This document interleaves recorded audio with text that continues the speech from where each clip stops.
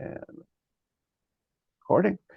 So, welcome back, everyone. We are continuing under the rubric of what does Jewish law require by the commandment, honor your father and your mother. We read actually a bunch of sections from the Shulchan Aruch, which is Jewish law as it existed in 1500. We also read, of course, some of the commandments that are in the Torah. So, presumably those are well over 2,000 years old, depending on how you date the Torah text. The Shulchan Aruch is a code of Jewish law written in about the year 1500. And then last week we read a responsum, a CCAR responsum, which is to say a Reform Jewish responsum, on the issue of if a parent requests cremation, should the family comply with that, with the idea that cremation is certainly frowned upon in Jewish law. And so we had the balance of the question, what's more significant, honoring your parents' request or being sensitive and complying with Jewish law? And that was something of a lengthy responsum, which went through. One of the reasons I found it interesting is that it not only went through the whole discussion about cremation under Jewish law and how it's nowhere near as clear as I would say many traditional Jews believe it is, and then also the progression of the Reform Jewish approach to cremation, which I would characterize in the early Reform, American Reform, which goes back to the 1890s, that saying that the prohibition against cremation is another one of these traditions that we as modern scientific Reform Jews don't really need to worry about, and we have no problem with cremation. And as the years went by, and particularly in the aftermath of the Holocaust, there has been, I would say, more and more Reform distaste over cremation. And I think it's the official policy of the CCAR to discourage cremation. So I think the responsum was sympathetic to the family not wanting to comply with the father's parents' wish to be cremated. Les. Let's say the mother is Jewish and the father is not. Therefore, the children would be Jewish, and say the father wants to be cremated, but the son decides he's Jewish and it's against him, and the father's not Jewish. Where would that situation fall in? Well, again, I think it would be up to the rabbi counseling the family, because not all rabbis are as opposed to cremation as the responsum indicates. And so I'll just use myself as an example. While I am sensitive to the discomfort of Jews and Judaism to cremation in the aftermath of the Holocaust, I don't have a problem with cremation theologically. So I would say I would come out on the side of honoring the wishes of the person, because as you'll see, actually, the responsum that we're going to read tonight actually came just before the one we read last week, and there is certainly Jewish sympathy with the idea that you should obey the wishes of a parent unless they conflict with Jewish law. Now the question is, do they conflict with Jewish law? And I would say there's a range of opinion on that. Well, but if the father's not Jewish and he's Christian, does that make a difference then as far as the children being of a Jewish mother? That's what I'm asking. Yeah. So the obligation to honor your parents Has nothing to do with the religion then? let me put it this way, and you'll see this in the responsum tonight. The obligation to honor your parents applies even if your parents are not Jewish. So the question that's going to be discussed tonight is a non-Jewish parent who requests his daughter not to recite kaddish at his funeral. Alan. I like what you just said. I'm going to say a different comment on supporting the thought Les just gave is consider somebody who's a convert. Now, none of his or her parents are Jewish, but still has to deal with what is the appropriate practice, not necessarily by halakha, but by what seems reasonable to the child, let's say. And so a convert would sort of find its way into this discussion. Yeah, and that really is the focus of the material we're going to read tonight. But the other question before I got on that was about other religions, which is because I haven't ever thought about whether the practice of Catholics or Protestants or Muslims on this subject of cremation. Is there some quick answer to that? Well, there are probably quick answers. That doesn't necessarily mean I know what they are. Uh, sorry to be so nitpicky, but I do know the answer with regard to Catholics, because for quite a while, Catholics were opposed to cremation in the same way Jews were opposed to cremation, and they have changed that stance.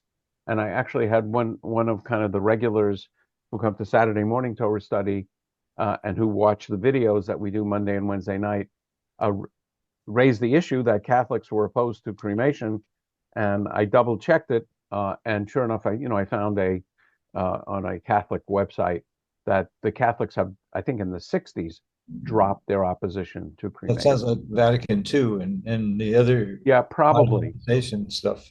Yep. 60s, yeah, right. Cindy? And I intended to ask this last week, but I just felt a little shy about it. Is there any guidance that contrasts cremation to composting, which is kind of a new... Yeah, and I can't remember, did we discuss this? Because someone sent me a lot of material. No, I was hoping to hear something about it.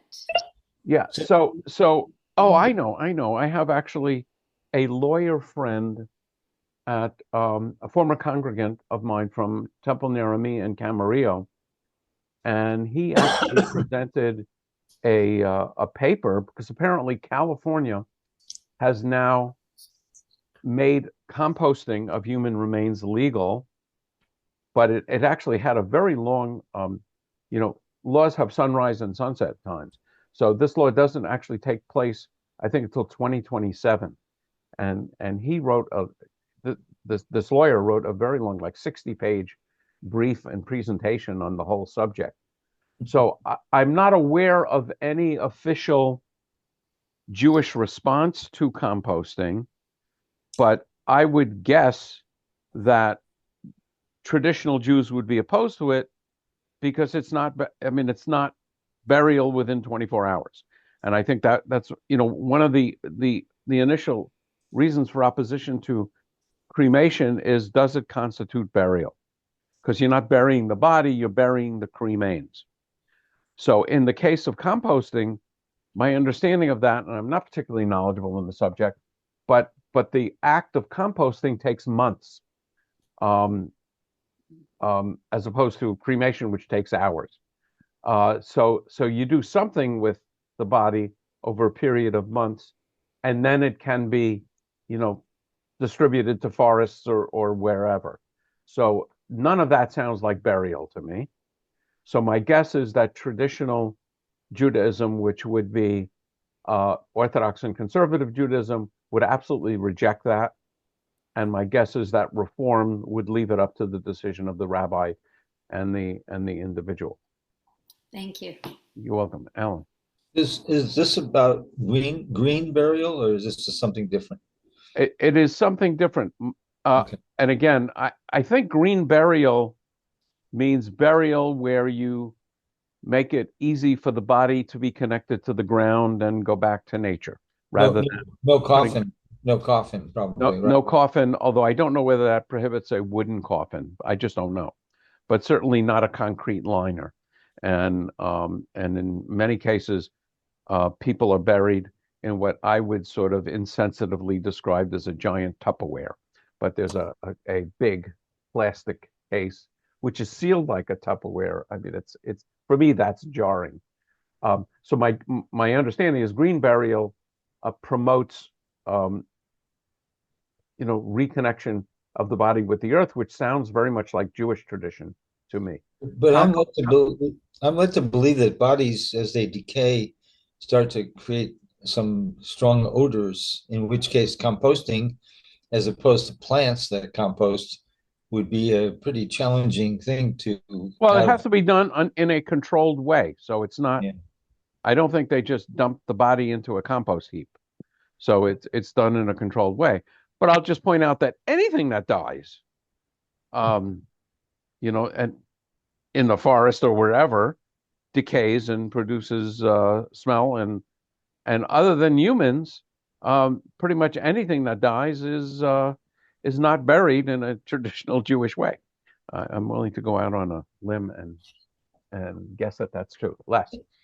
I don't think I understand what you mean by composting. I'm thinking of just digging a hole and putting the body in. Is that what you're talking about for No. composting? So my understanding is digging a hole and putting a body in is what we would describe now as green burial. Green bear, okay. Composting is where the body is placed in a vessel with certain chemicals, and the product ultimately becomes sort of the equivalent of a fertilizer and can be put anywhere. That is my understanding of green burial, not of composting. Sorry, um, and and my understanding, and I can send you a 60-page discussion of it. And my understanding is that now has been made legal in California, and it will be legal in a few years.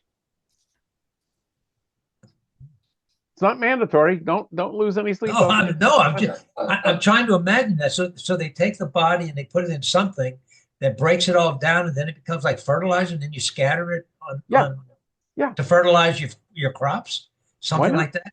Why not? You could I've never heard of have that. your Rosh Hashanah dinner based on the things that were grown from it. When they put fertilizer on crops, that fertilizer comes from somewhere. And in a lot of countries, it's human waste, and so you have issues of sanitation and so on. Anyway, let's jump into kaddish. So I am going to go to a screen share.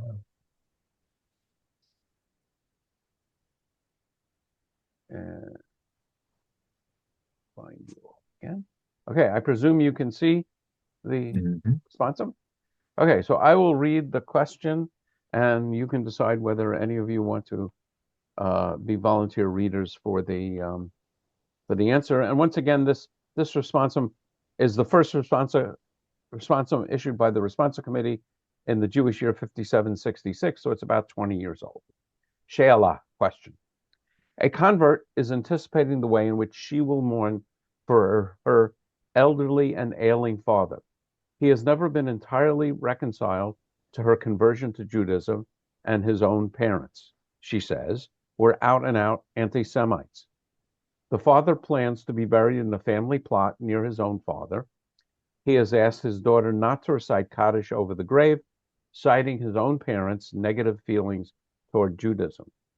The daughter now faces a conflict between the obligation to honor her father's wishes, kivud ab, and her own Jewish mourning practices. When the time comes, should she ignore her father's wishes and recite Kaddish at his grave? That's the question. And again, one of the reasons I love responsive literature, it is a real question about a real situation. It's not sort of a hypothetical. So would someone like to read? And Joanna's not here yet, so she's... Yeah, Henry, go ahead. I can read. Thank you. A person's choice to become... What's that? I said thank you. Oh, you're welcome. A person's choice to become a Jew should be an occasion for happiness in our community. Unfortunately, as in this case, that decision can be accompanied by family tension and lingering bitterness. Our committee cannot directly speak to this woman's difficult family situation. That is a personal issue that must be addressed in her conversations with her rabbi. Our task is to consider the more formal question she poses. What is the Jewish religious duty of the Jew by choice in such a case? We do hope, though, that our words will offer some emotional support to her and to others who face a similar dilemma. And I will just comment, and Henry can certainly confirm this. When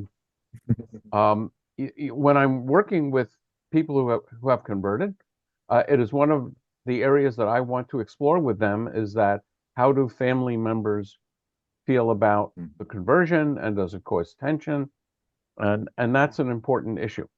And I've had a couple of cases where I'm just thinking in terms of gender, where I have a non-Jewish husband married to a Jewish woman, and they've been married for many years, and later on in life they decide he wants to convert, and in several cases I can think of, it's after his or her parents die, so it's not an issue of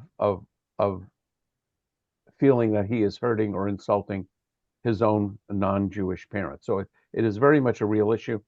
I think I may have mentioned once that I was actually working with a man who was quite serious about his conversion, and his wife was a very serious and strong Christian, and he did not want to tell her that he was converting, and I would not work with him under those that situation.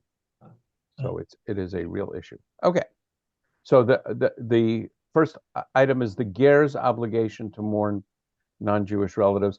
And I probably should point out this literature typically is written for rabbis who are, struggling with these kinds of decisions.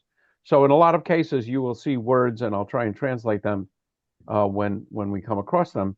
So the word ger is an interesting one. In biblical Hebrew, it means a stranger.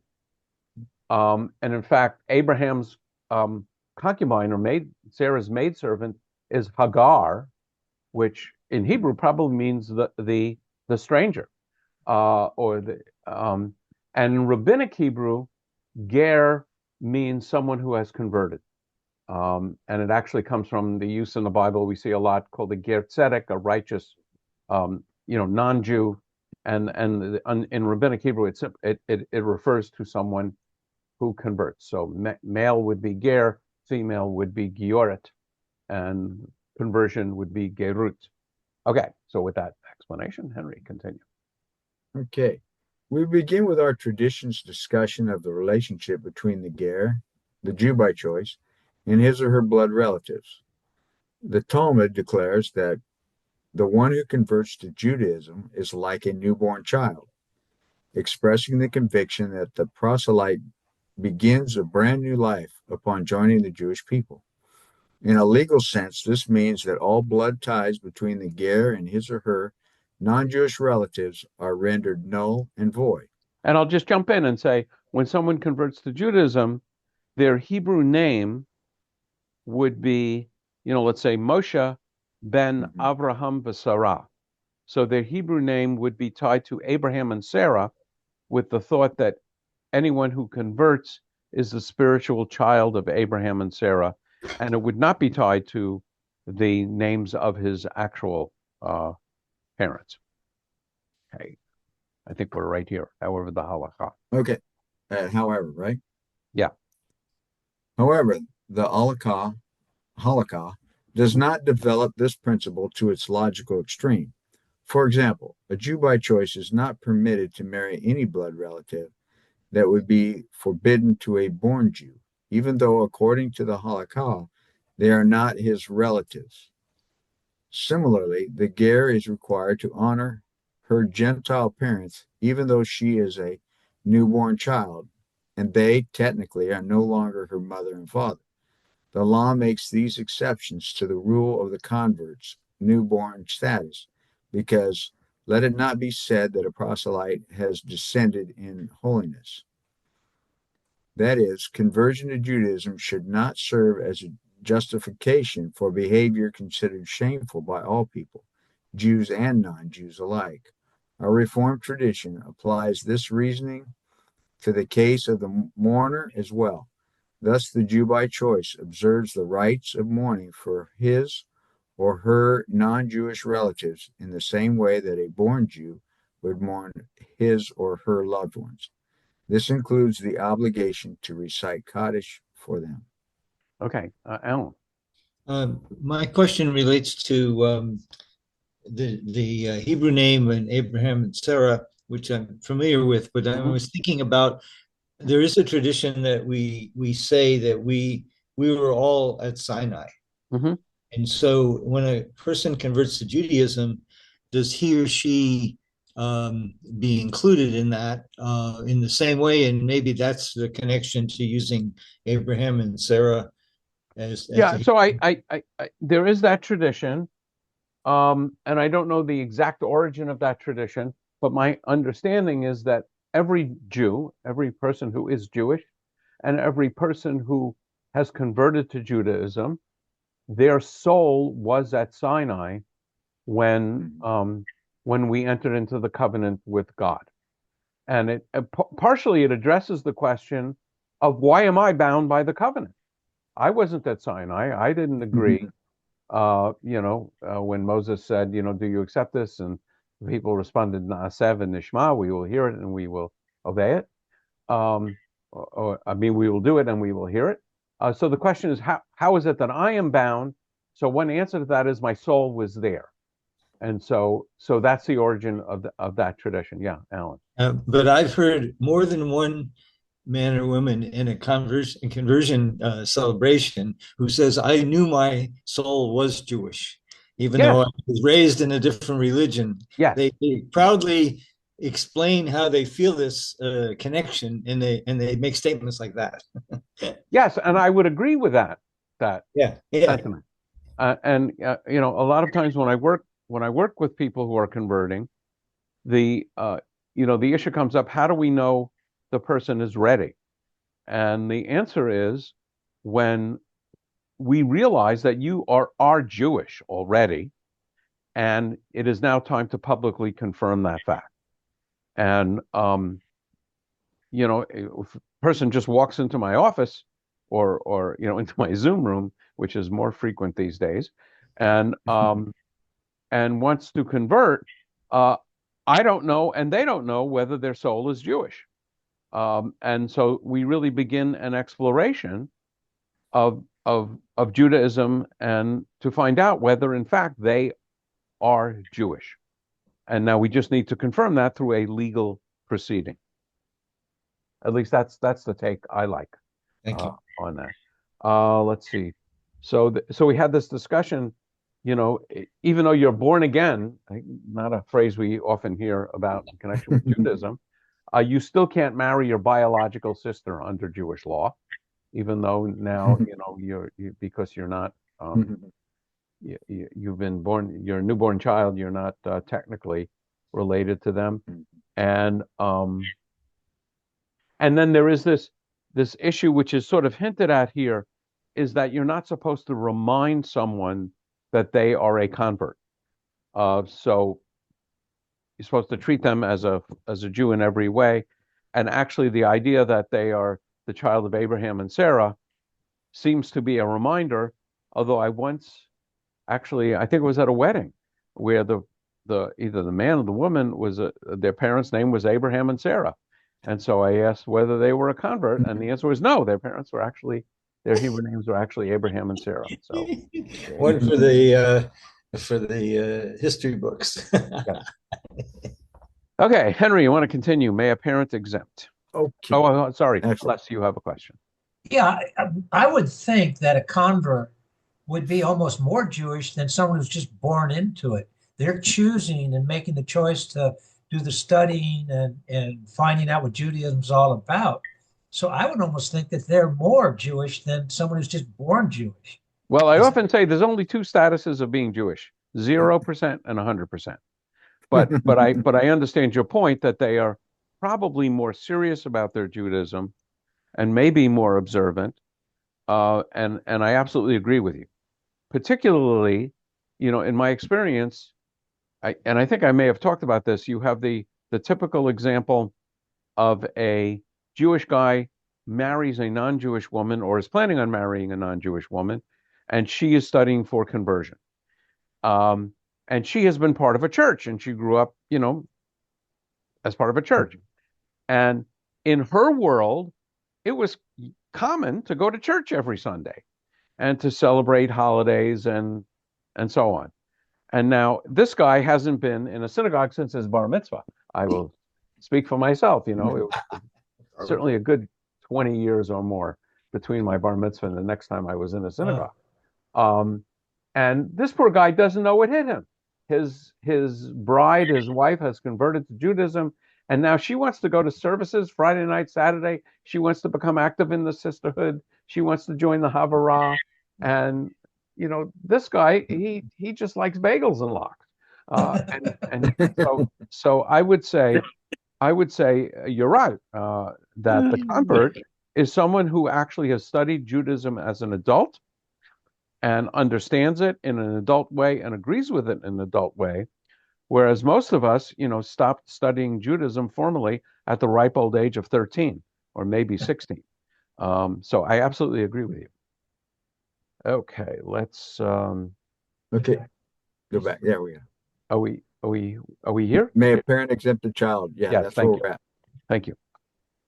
May a parent exempt a child from the duty to say kaddish? The ger owes the same moral obligation to his or her parents as does the Jew by birth. We must now consider the following question. What is the duty of any Jew whose parent requests that he or she not recite kaddish when the parent dies? On the one hand, as our Sha'Allah, that means question. Sha'Allah indicates, it is a mitzvah to honor and to revere our parents, which implies that we should endeavor to fulfill their wishes, especially those they communicate to us toward the end of their life. On the other hand, our parents are not entitled to demand that we violate other mitzvot, and perhaps this means that they may not require that we forego the traditional practices of mourning. And the Hebrew word for mourning is avelut. Okay. The view? The view among traditional authorities is mixed. The 19th century Galician Posek. A posek is someone who makes legal rulings. Okay. And it's Posek, Rabbi Shaul. Rabbi Shaul. Yeah. Shaul Nathanson. Mm-hmm. Okay, rules that a child should honor a parent's instruction not to say kaddish for him or her. His reason is that the recitation of the mourner's kaddish yatom, is for the benefit of the dead. Traditionally, it is considered a tikkun lenefesh hamet, an act of expiation by the son that speeds his parents' entry into paradise or the world to come. Since a person is entitled to reject a benefit that another wishes to confer upon him, the child is not obligated to recite kaddish against the parent's wishes. Okay, so let me just pause and make sure we understand this. So basically, there is a strong sense in Judaism that reciting kaddish for someone helps their journey in the next world. And it actually, it goes back to a midrash from Rabbi Akiva, who counseled a young person to say kaddish for a parent that would help, because this person, I think, was being visited by the parent's spirit or something, and had a sense that the parent was in turmoil. And so he trained the young person to say kaddish, and that helped the parent's journey into the afterlife. I can't remember the details. So then the legal issue here is, if I want to do something, for you, Christina, and it's to your benefit, under Jewish law, you have the right not to accept it.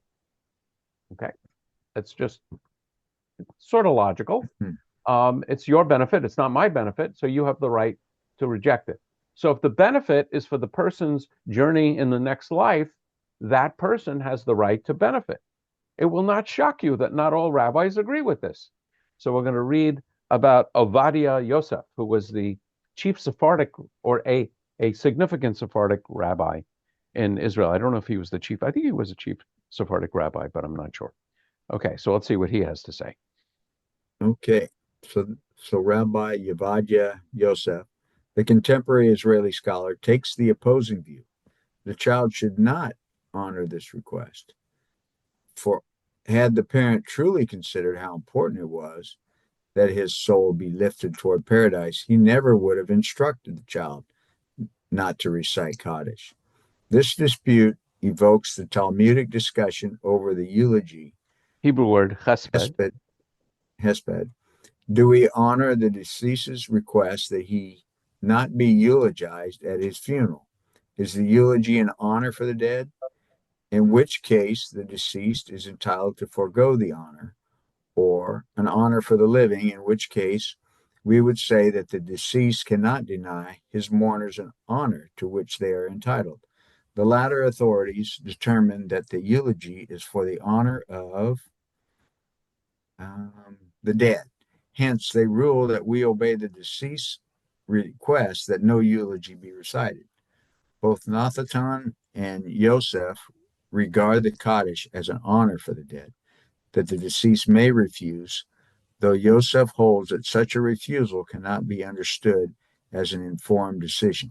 Yeah. So I hope you understand Obadiah Yosef's logic that he's denying the Kaddish because he doesn't really understand how important the Kaddish is to him. Alan. So it would be when I'm putting this together, it would be a contradiction to honor your parents and not remember them. And so since I see the Kaddish, or the way I've come to learn in the recent years, when services, we get to that part, the prayer leader, or typically the rabbi, says this is a prayer of memory. And so Okay. in that case, you're not honoring, you can't create this. If a parent says, don't remember me, that's what the parent is saying was don't say Kaddish. Okay. Well, I'm delighted to say that it's more complicated than this. The prayers that you're talking about are Yizkor. I'm talking about Kaddish. Okay, hold on. The prayers in which the rabbi says this is a prayer of remembrance, if the rabbi is speaking precisely, is Yizkor. The word Yizkor means, Yizkor means memory. Right. Okay. We have, Zachor v'Shamor v'Dibur Echad, remember the Sabbath, and so on. The Kaddish technically is not a prayer of remembrance. I would say the Yizkor service, which includes the Kaddish, is a service of remembrance. It's named the remembrance. Well, sorry. And I would say remembering a parent and honoring a parent are not the same thing. So remembrance, you're saying remembrance and memory are different concepts. I would say remembering someone and honoring someone are different words in English and in Hebrew.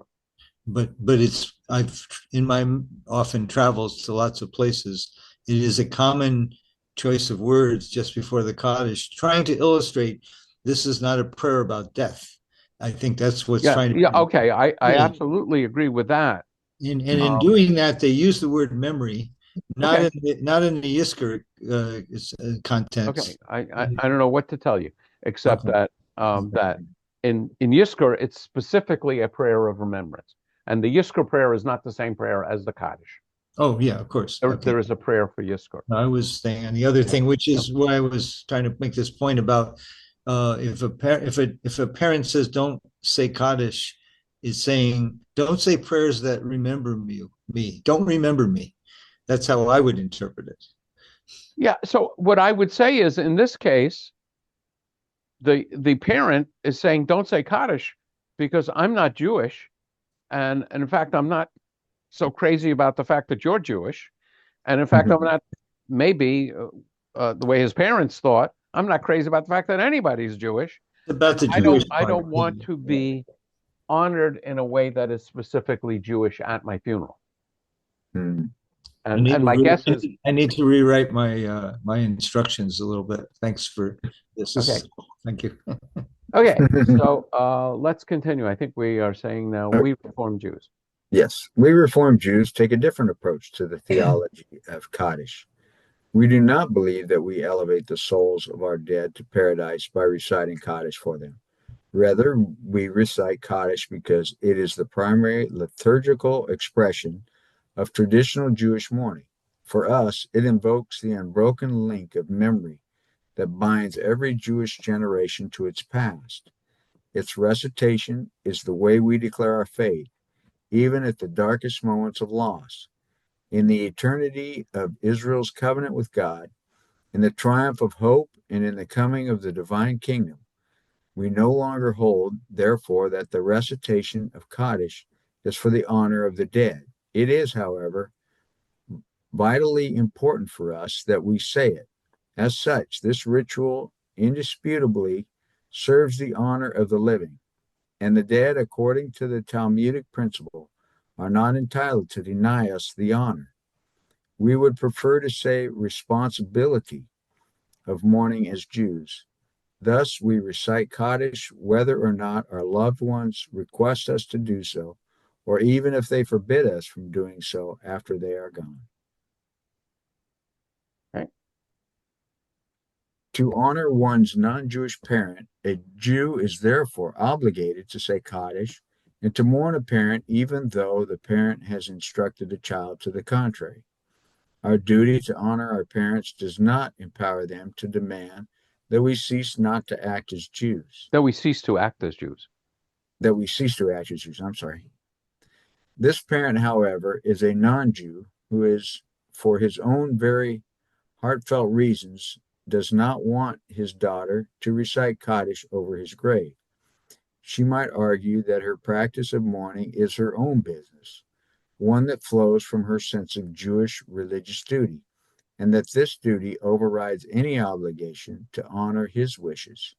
Yet this non-Jewish father has every right to believe that the commandment to honor your father and your mother prohibits his daughter from drawing him against his will into a world of religious duty and observance that is not his own. We are speaking, after all, of his funeral. His burial place is a non-Jewish cemetery. Seen from this perspective, the daughter who stands at that place and recites Kaddish is no longer simply minding her own business or mourning in her own way.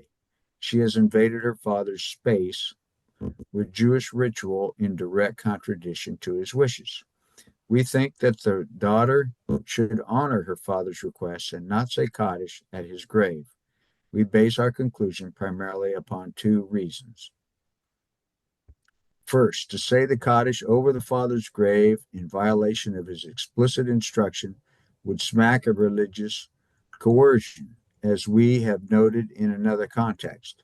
Our experience as Jews in a free society has made us quite sensitive to actions that, however unobjectionable they appear to some, strike others as an unwanted intrusion of religion upon their lives.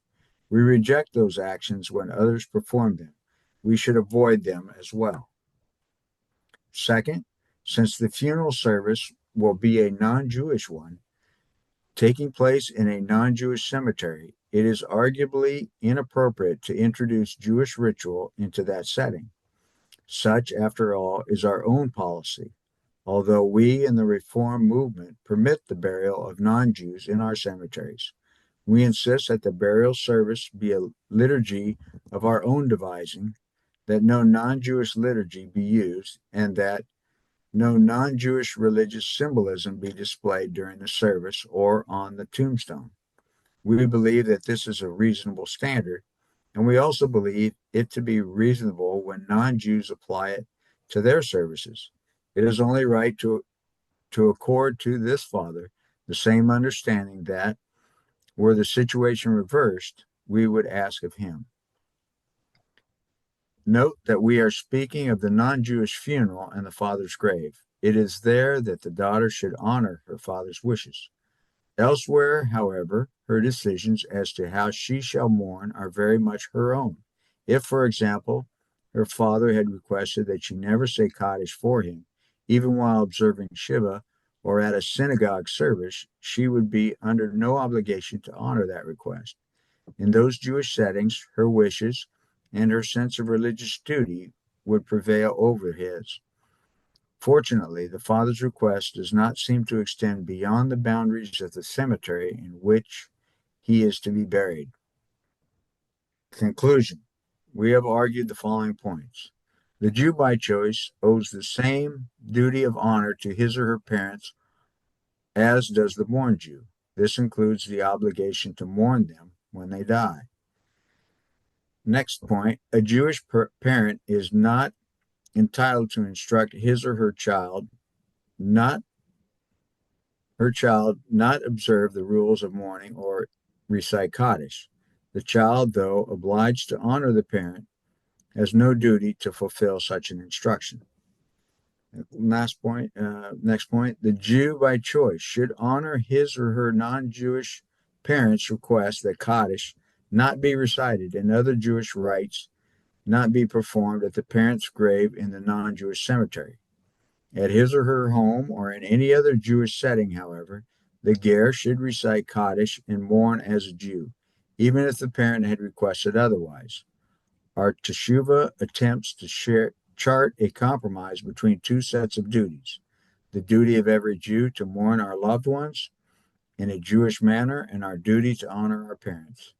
These duties usually do not conflict, since our parents are not entitled to demand that we abandon our Jewish practices in order to please them. In this case, the dying father does not ask that his daughter abandon her Judaism. He has asked her, however, not to recite Kaddish at his grave, because he is struggling with his own issues of filial responsibility and because he perceives the introduction of Jewish ritual into that non-Jewish setting as an encroachment, upon his own religious integrity. Although his daughter does not share that perspective, we think it is a reasonable one and that he is entitled to make that request. It is indeed unfortunate from our standpoint that the father has never become entirely reconciled to his daughter's conversion. We hope that, as his death approaches, a way can be found to resolve, at least in part, the issues that have divided them. And we believe that, by honoring her father in ascending to this request, the daughter would take a significant step toward that end.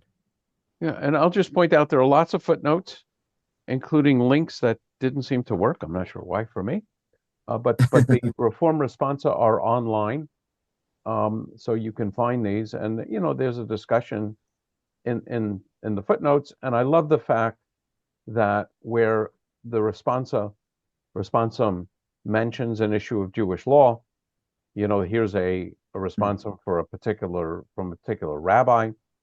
Here's a quote from the Talmud. Here's a quote from the Shulchan Aruch, and so on. So I like having this material, which not only gives you the answer to the question, but I think does a very nice job of detailing the answer.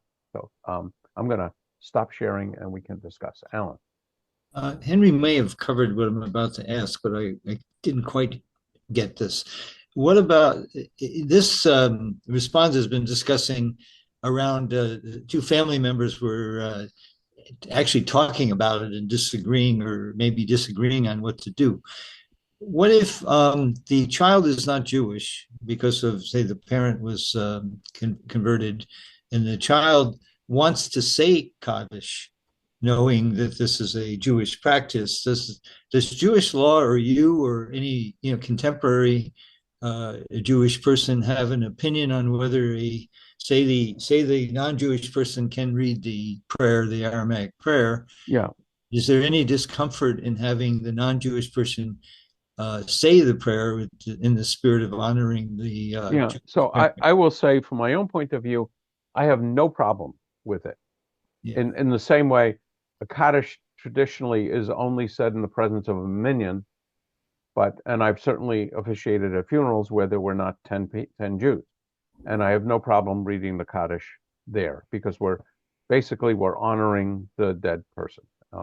What I often say, and you may have heard me say this before, is that once we have left the world of strict observance to Jewish law, which we certainly have in the Reform world, I always suggest that people ask themselves two questions about matters relating to funerals.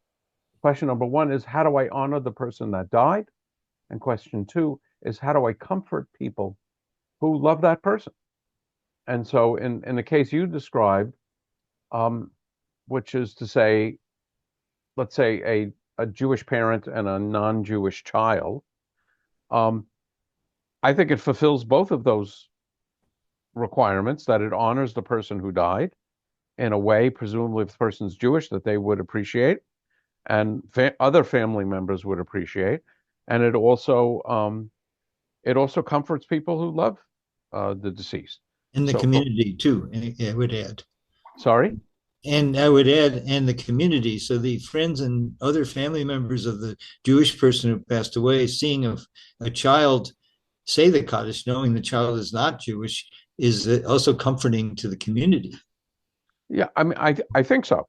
Should I don't know if I don't that's know. I don't know if that's true in the Orthodox world. Yeah. I Yeah, and withdraw that statement. so sometimes this arises with traditional in Judaism. If you are a mandated mourner, there are certain people who are required by Jewish law to recite Kaddish, to observe Shiva, and so on, and those are people who are, God forbid, the parents of the deceased, the spouse of the deceased, the children of the deceased, or the siblings of the deceased. Those are mandated mourners. And so typically at the funerals I conduct, not so many people actually tear their garments, but they wear a black ribbon and they tear the ribbon. And so I'm often asked, by, let's say, not only the sister of the deceased, but the brother-in-law, her husband, or grandchildren, can we also put on a ribbon and tear it? And I never have a problem with that. But that's my own practice. I could certainly imagine that a more traditional rabbi would have a problem with it. It's actually, the issue is, what Jewish practices are non-Jews forbidden to obey? That's a sort of an interesting general question.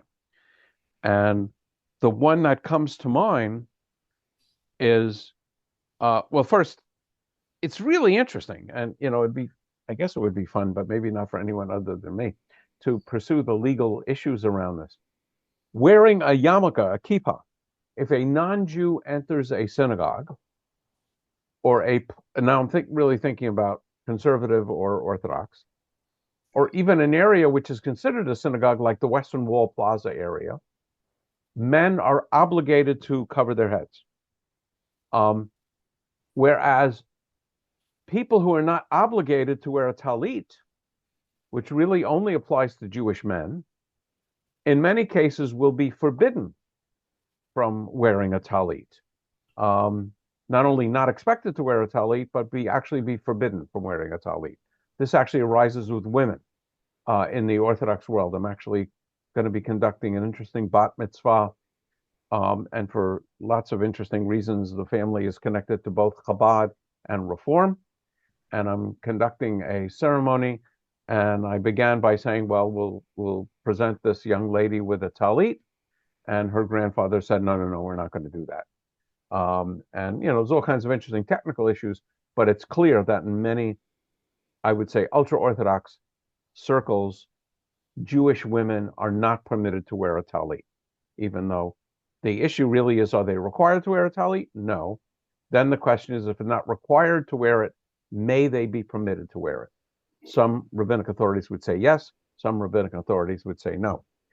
The other one, which comes up actually a fair amount of time, is, can you have a non-Jew called to the Torah for an aliyah? Okay, so like in a bar bat mitzvah, can they be called to the Torah for an aliyah? So certainly not as an individual, but now the question is, at many bar and bat mitzvahs, you have a group. You have the kids' classmates. You have, uncles and aunts. So suppose you have an intermarried uncle and aunt. Suppose you have a parent. So let's get really down to it. You have the parents of the child. Would you allow the parents of the child to have an aliyah in the place where traditionally the parents get an aliyah? Usually it's the one right before the last one. And so in the conservative world, and it's a decision that I respect, the answer is they can come up to the Torah, but they shouldn't say the blessing. Because actually the blessing says, Asher bar charbona mikol ha'amim v'natan lanu et haTorah. who has chosen us from all peoples and given us the Torah. Well, that doesn't apply to non-Jews. They are not part of the chosen, family. And this actually happened to me once. I may have mentioned it, where I had so. By the way, if a Jew converts to another religion, it's considered a proselyte, and is still Jewish. You can't get out. You can get in, but you can't get out. They are still Jewish, but they have forfeited the privileges of being Jewish. One of which is being called for an aliyah. So I once had a bar mitzvah where one of the uncles was a Buddhist. I was very proud of being a Buddhist. On the other hand, he went to Hebrew school, having been born Jewish, and knew the blessings very well. And I mean, if he hadn't told me proudly that he was a Buddhist, it would never occur to me to ask him not to say the blessing. But since he did, I felt obligated to ask him not to say the blessing before and after, the Torah reading. And he was very hurt and insulted by that request. So when we actually had the bar mitzvah, I studiously avoided seeing whether he said the blessing, because I was not going to shut him up. And it was, don't ask, don't tell, pray as you like. So I will go through the list of raised hands. Les. Couldn't you solve the problem with the daughter who wanted to say kaddish and the father who didn't, by her just putting her head down and saying it to herself quietly and just say it where no one hears it? Wouldn't that solve both ways? I mean, she gets to say kaddish, but she's not verbally making the noise. And the father. Okay, so let me ask you a question. Would you be okay with someone at a Jewish funeral praying in the name of the Father, the Son, and the Holy Spirit, our Lord Jesus Christ? Quiet. Yeah, I'm married to a Christian, and if she wanted to do that, I'd be honored that she honored me in the way that she believes. Right, I understand. So in this case, the father specifically asked her not to say Kaddish. So she could, like I did with the Buddhist, sort of hide, in effect. But presumably she didn't want to hide. So I actually like the answer that the Responsa committee came up with here. That yes, don't say it at the funeral, but at the shiva, minyan, or at your synagogue, continue to do it. But yeah, she could have done it, and no one would know. Henry. Yeah, this was a good response. I appreciated it. The one question: what about tefillin? Is that's one of those you have to be a Jew for? Yes, you certainly need. Yeah, I would say it would never occur to anyone to put on tefillin because it's not like something you go into a synagogue and there are a bunch of tefillin. And if you were a non-Jewish visitor to a synagogue on a day in which tefillin are worn, which would be not Saturdays or holidays, they would never. I mean, I guess they might ask you if it were an Orthodox setting, are you Jewish? If you're male, we'll find a set of tefillin for you. But I don't think they would ask a non-Jew to put on tefillin or a talit. Cindy.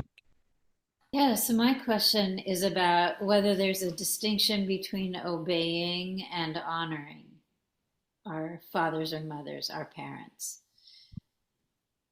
Because I can see an action that would honor a parent that would not be obedient to the parent. Right. And the converse is true also, that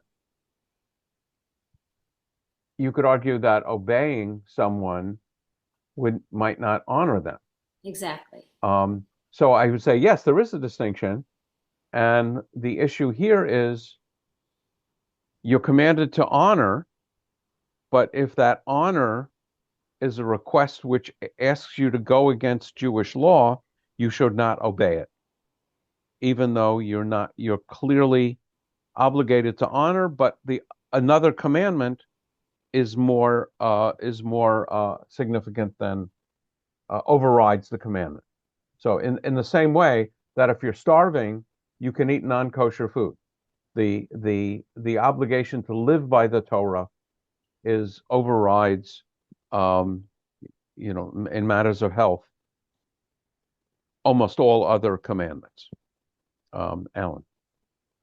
Use the blessing for the Aliyah as your example of, in a sense, not being allowed. And what I'm remembering, and tell me how this plays, is the candle lighting blessing on Shabbat from the Bima.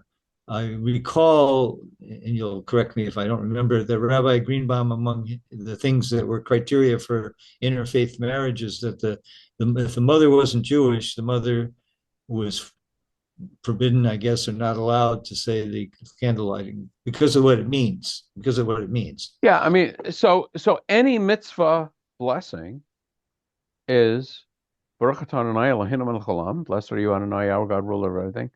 Asher kidshanu b'mitzvotav, who has made us holy with commandments. So if you're not Jewish, that doesn't apply to you. But I just would say in traditional Judaism, you don't light Shabbat candles in a synagogue.